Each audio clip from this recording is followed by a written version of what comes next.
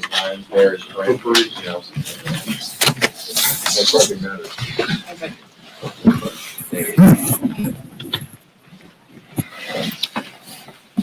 Good morning, everyone. First, I wanted to say on behalf of House Democrats, our thoughts and prayers go out to the communities of Monterey Park and Half Moon Bay and Oakland, California, as well as Des Moines, Iowa, as well. We're 3 weeks into 2023, and there have been 2,800 deaths from gun violence. We join President Biden and Vice President Harris in calling for continued gun safety legislation and stand ready to build safer communities by expanding the gun safety legislation and building upon the legislative successes that we had in that regard, and look forward to continued efforts to do that. My colleagues behind me and I joined in welcoming the Vice President of the United States to address our caucus. She not only talked about advancing reproductive freedom, building off of her speech this weekend and the 50th anniversary of Roe v. Wade. She delivered powerful remarks also supporting House Democrats in our efforts to build upon the success that we have had in the last 2 years, and talking about the implementation plans that the administration has in order to make sure we deliver on our promise to help our communities, to lower costs, to create good paying jobs, and to make sure that they are safer. Joined today not only by the Vice Chair, but Representatives Yadira Caraveo, Sidney Kalmager-Dove, and Hillary Skolton, who will talk about the unique and personal stories to demonstrate the ways that abortion touches the lives of so many women across our country. Before I yield to the Vice Chair, I did want to mention some of the latest that we have seen on the prioritization plan that Republicans might put forward in order to address the debt ceiling. This is a plan that would pay foreign investors and enact cuts to Social Security and Medicare, school lunches, law enforcement who aid in investigations across this country, as well as potentially the FAA that manages 25,000 flights per day. Republicans in Congress want to hold hostage veterans benefits to enact deep Social Security and Medicare cuts. If you don't trust me, just read their own words on this topic. What's worse is that this plan just won't work. We're going to continue to highlight the economic catastrophe that could come from their proposed plans, and Democrats will oppose them at each and every step that they want to enact these deep cuts. With that, I'll yield to the Vice Chair, Ted Lieu. Thank you, Chairman Aguilar, for your leadership. And in line with what the chairman said, I also want to offer my condolences to the victims and families of the tragic mass shootings in Monterey Park, in Half Moon Bay, in Des Moines, and in Oakland. And what it shows is that the Republicans' extreme view that more guns make us safer is false. It has not borne out. It is a failed policy approach. It's time to try another approach. Republicans have also been extreme when it comes to our economy. They want to hold it hostage in order to extract cuts to Social Security and Medicare. They want to try to crash our economy in order to make those cuts, and Democrats are not going to let that happen. Republicans are also extreme when it comes to reproductive rights. One of the first bills they did when they took power was to criminalize healthcare providers. There was an interesting article that appeared in the New York Times not too long ago. It had a picture of an abortion at about 6 weeks. Most abortions happen at less than 9 weeks. So it was a picture of a clump of cells. Now, is that a human being? I don't know. But I do know that politicians should not be making that decision. That decision should be made by the woman. And the Republicans' extreme view is that we all should have government-mandated pregnancies. Democrats are going to stop that. And it is now my honor and pleasure to introduce to you Dr. Yadira Caraveo, who will talk a little bit more about reproductive rights. Well, thank you, Vice Chair Lieu and Chairman Aguilar, for hosting us this week as we recognize what would have been the 50th anniversary of Roe v. Wade.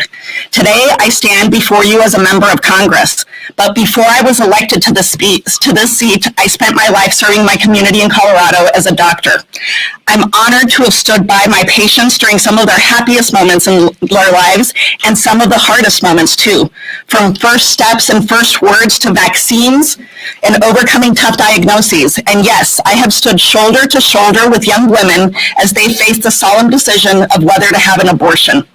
Having stood in that room, I can tell you this. This is a decision that is never made lightly. It is one of the biggest and most difficult life-changing decisions a woman can make. That is why I believe firmly that it is a decision that must remain in the exam room between a woman and her doctor and the people closest to her, not on the floor of the House of Representatives. Last Sunday would have marked the 50th anniversary of Roe v. Wade, the case that protected every woman's right to make decisions about her own body. But this is the first anniversary in 50 years that women no longer have those protections. Today, it is more important than ever that we reinstate the rights that were afforded by Roe, because women across the country deserve the right over their own bodies, the choice about when or if to have a family, to control their own livelihood, and the basic assurance that they are protected equally, just as men are with the laws in this country. As the most extreme members among us push for a federal abortion ban and attempt to criminalize doctors who have cared for their patients, it is more important than ever that we stand strong on behalf of all women. As a doctor, as a member of Congress, as a woman, and as an American, I will fight every single day for these protections. It's a priority of mine. I know I stand in good company with all of the members on this stage and in our caucus, and we fight as we will continue to fight for every woman's right to make her own healthcare decisions. So thank you very much, and I would love to turn it over now to my colleague, Congresswoman Sydney Comlager-Dove from California. Thank you. And I just want to start by saying, as a Californian, I too want to extend my prayers to the victims of the mass shootings in Monterey Park, Half Moon Bay, Oakland, and Des Moines, Iowa. It is no doubt that the pro-choice movement was dealt a massive blow last June. This conservative activist Supreme Court overturned decades of precedent. They stripped away Americans' freedom to make their own healthcare decisions, specifically a woman's right to make choices about her own body and a doctor's right to provide her care. And as a result, they are putting all of our lives at risk. Republicans across the country are trying to bring us back to the days of back alley coat hanger abortions with deadly consequences. Women are being forced to travel hundreds of miles, leaving their children behind, risking their jobs, all to have access to basic health care. This harms the women who are most at risk of having less access to health care in the first place. Poor women, Black and brown women, women in rural communities. But we will not allow them to drag us back to the 1970s. This movement has always been bigger than Roe. We saw it in red state Kansas, where voters shocked the nation by coming out to protect abortion access in their state. We saw it again in November, where voters across the country stood up and showed out for abortion rights. Voters said, women matter, healthcare matters, freedom matters, abortion matters. And even still, extreme Republicans have been itching to enact a nationwide abortion ban. Extreme Republicans have already proposed one. They want to control women, take away our freedoms, and limit our bodily autonomy. To them, The Handmaid's Tale isn't a horror, it's a fantasy. But this movement is the woman king, and we are not going without a fight. We will not let the Republican Party erode the rights of women across the country and turn out the light of democracy. I am here to say, as a proud member of the Board of Directors for Planned Parenthood Los Angeles, that women have the right to control their own personal decision-making. Women have the right to fully control our bodies, lives, families, and futures, and we have a responsibility to put an end to politicians inserting themselves into doctors' offices and the uteruses of women throughout the country. I will now yield to Representative Skolton.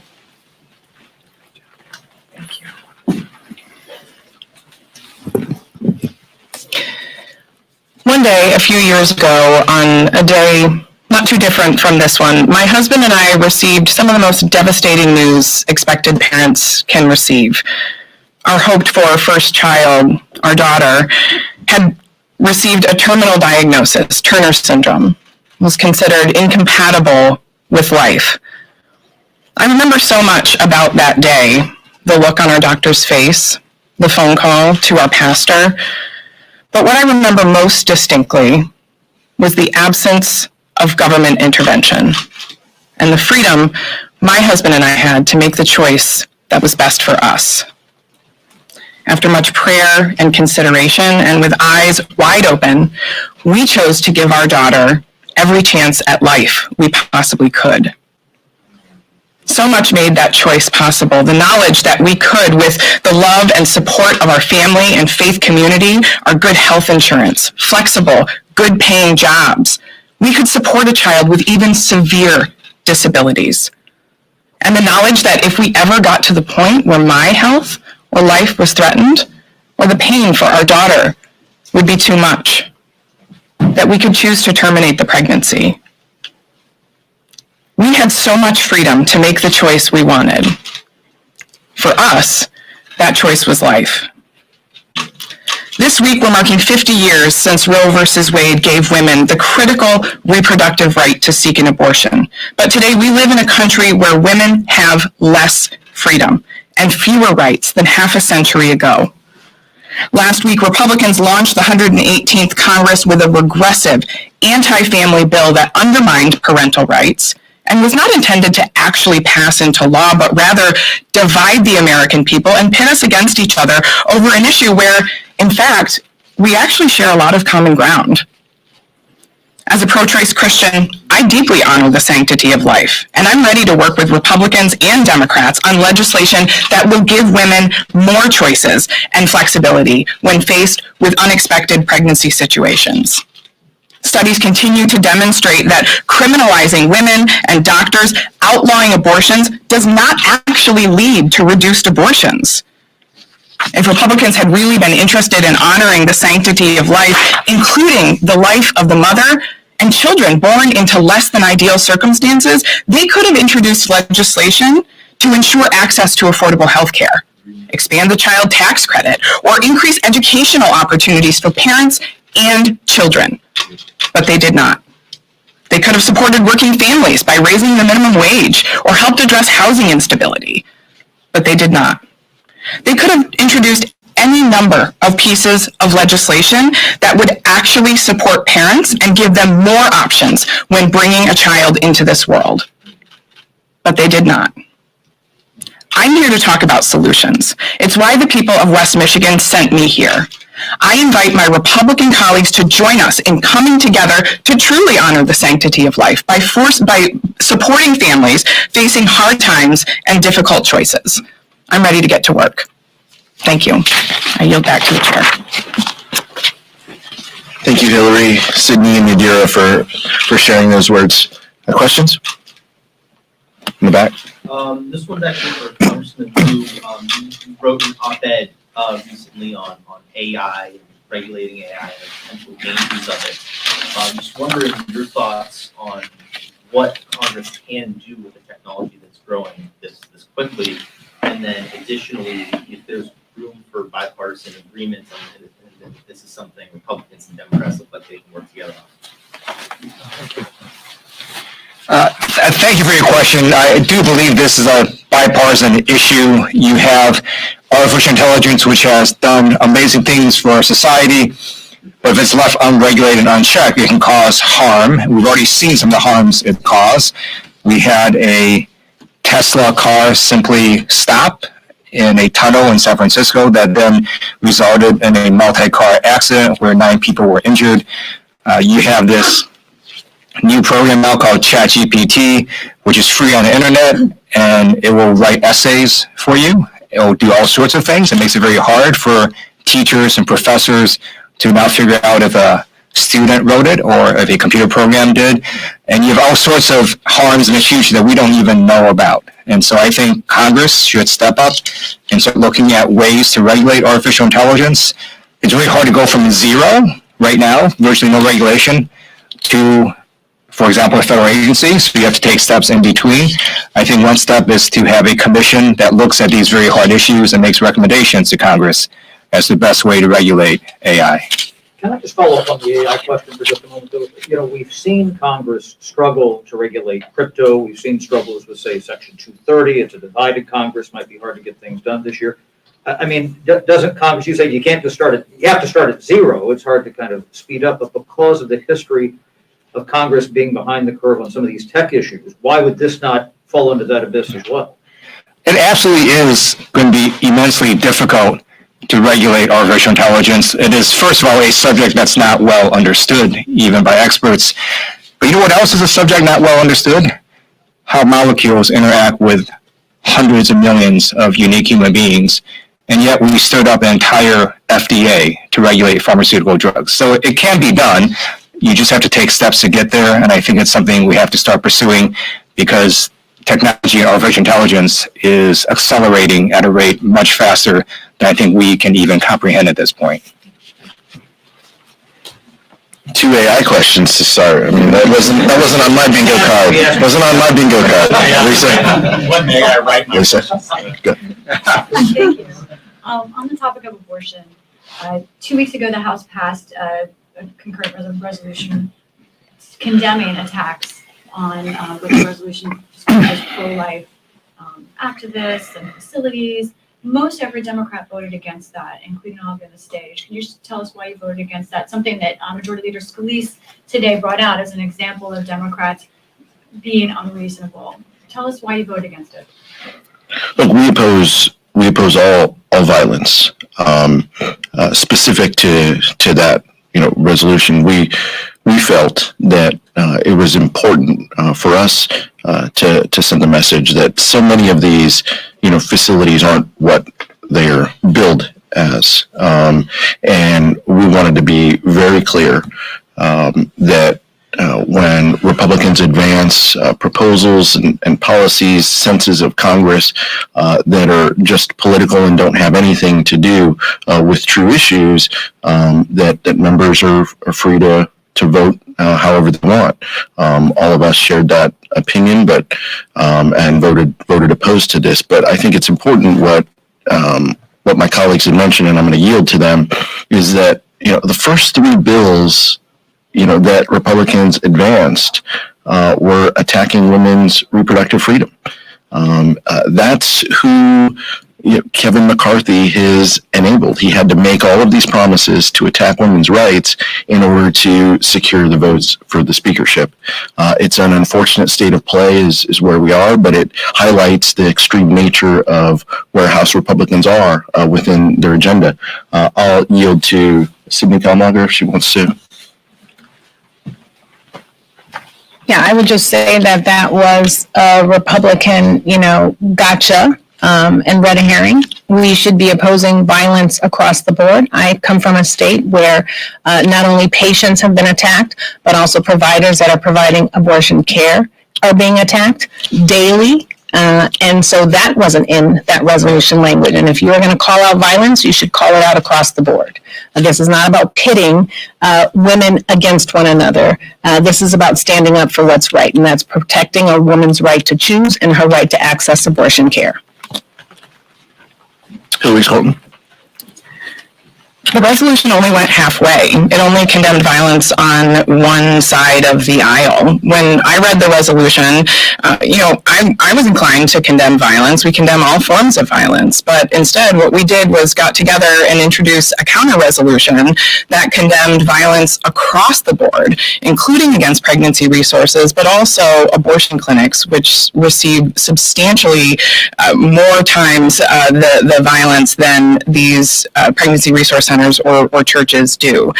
We take the violence seriously. I've certainly been subject to a lot of heated harassment as well for, my stance as a pro-choice Christian. It's a heated area, and we have to lower the temperature on this issue, but we're not going to do it by only condemning violence on one side, and additionally, using a lot of inflammatory rhetoric that was used in this resolution. That's not the way forward. Thank you. Said Lieu. Let me tell you why I voted no on the resolution, because at the heart of that resolution was a lie. If you read the resolution, it goes through all these instances of condemning violence, which I support, and then it says the Biden administration is at fault for not taking action in those violent incidents. That is just a lie. The whole point of this resolution was to blame the Biden administration for these acts of violence. That is a lie. It is false. That is why I voted against it, and the Republicans should be ashamed for putting that lie into that resolution. How does the caucus respond to the speaker kicking two of your fellow Californians off the Intel committee? And what's your sense of where things stand on Ilhan Omar getting to keep her seat on foreign affairs? I think it's ridiculous that the speaker would kick two good members who know a lot about the intelligence world off of the committee, while at the same time seating George Santos and giving him 2 committee assignments. I think it's ridiculous, and the caucus feels that way. These are members that were advanced by the Democratic caucus and our leader to serve in this capacity and have served. And it's unfortunate that, but it is the speaker's prerogative, just like it's his prerogative to seat George Santos on 2 committees in Congress, while we are completely uncertain as to what aspects of his life he's ever told the truth on. With respect to Ilhan Omar, I would note when Democrats took action, it was bipartisan action to remove members who had made threats to their colleagues. It would take a vote and a resolution for that to happen, and the Democratic caucus stands with Representative Omar that she should serve on this committee, and we'll see how Republicans want to handle this. You're confident you'd have 100% of the caucus in support of her? The Democratic caucus is supportive of her serving in this capacity. She has the background and breadth and experience to serve on this committee, and she should be able to. And clearly, it's going to be based on the letter I read. It's going to be a bipartisan vote to keep her on the committee. Are you frustrated with President Biden's handling of classified documents? I'm frustrated that if anyone doesn't handle confidential and secret documents in the manner in which they're supposed to. All of us up here, we have security clearances, and when we handle things, I'm a defense appropriator. I go to the secure facility and read documents often. There's a process by which we are allowed to do that. There's a process by which we leave devices and view that material in a safe and secure environment, and then leave.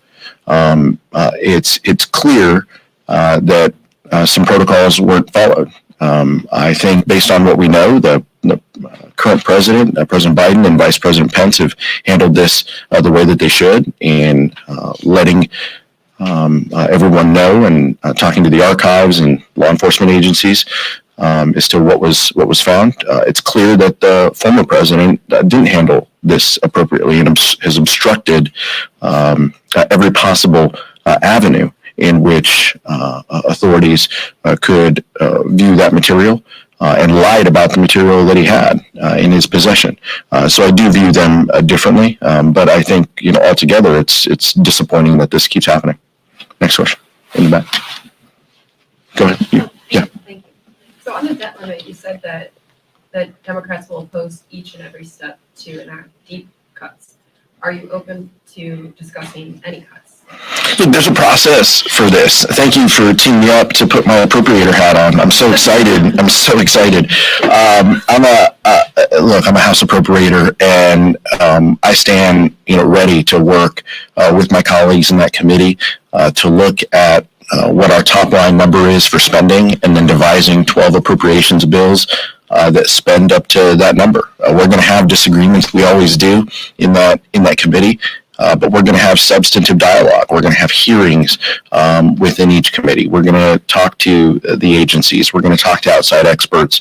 We're going to find out how we can use taxpayer dollars efficiently and effectively for the American public. But that's a conversation that can be had within the budget committees, within the appropriations committees. That's how this should be addressed. This should not be addressed through the extreme way that House Republicans want to do it, which is by making promises to the most extreme of their caucus and to cut defense, to cut benefits to veterans, to cut Social Security and Medicare. Those are the types of promises they made to get to this position, and we won't stand for that. Some of your colleagues in the Senate have talked about a bipartisan push for immigration reform, and I'm just curious if you guys have had any discussion in caucus around what you'd like to see in any immigration packages that could be put forward this Congress. This is something that's important for the Democratic caucus. It's something that I've spent a lot of time, on as well.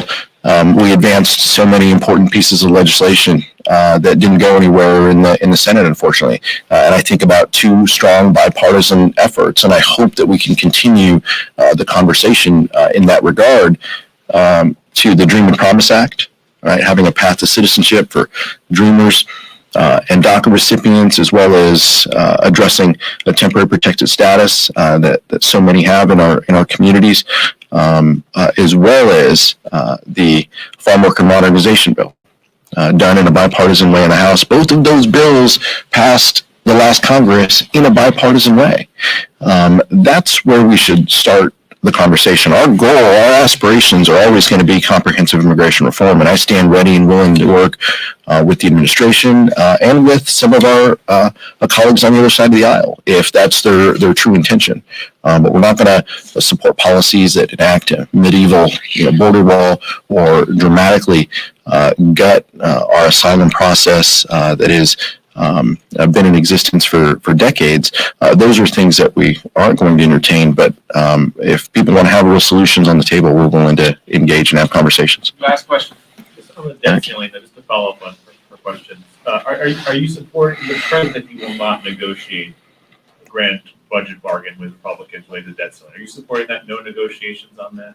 We're not going to negotiate the full faith and credit of and compromise the full faith and credit of the United States.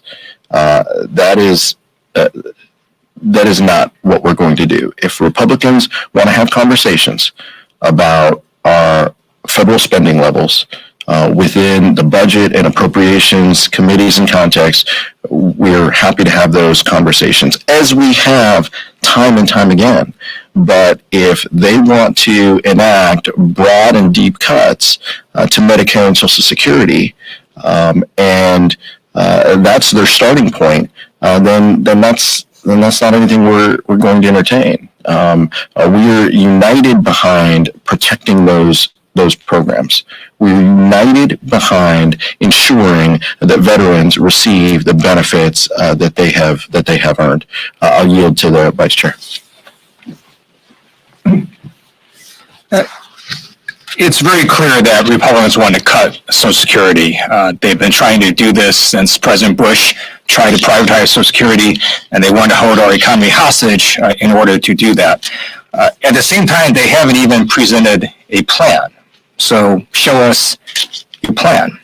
We would like to see Republicans show, because it's in the show, cutting Social Security plus a bunch of other things. And perhaps the analogy is the best way to think about this. So for your family in America, if you have a debt on your car and you make monthly loan payments to your car, you don't get to just stop making those loan payments and say, hey, let's talk about a future car and what kind of deal I can get on it. Because what happens when you stop making your loan payments on your car gets repossessed. Bad things happen. So don't let Republicans do bad things to our economy.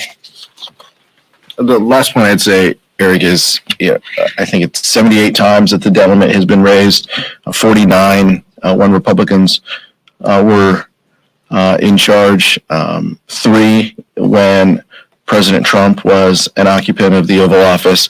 It feels like Republicans only want to have these extreme discussions when a Democrat is occupying the White House, and that doesn't seem fair. Doesn't seem right for the American public that they want to assault Social Security and Medicare as a result of their negotiating posture within this and the votes that they needed in order for Kevin McCarthy to be Speaker. Thank you so much. Thank you.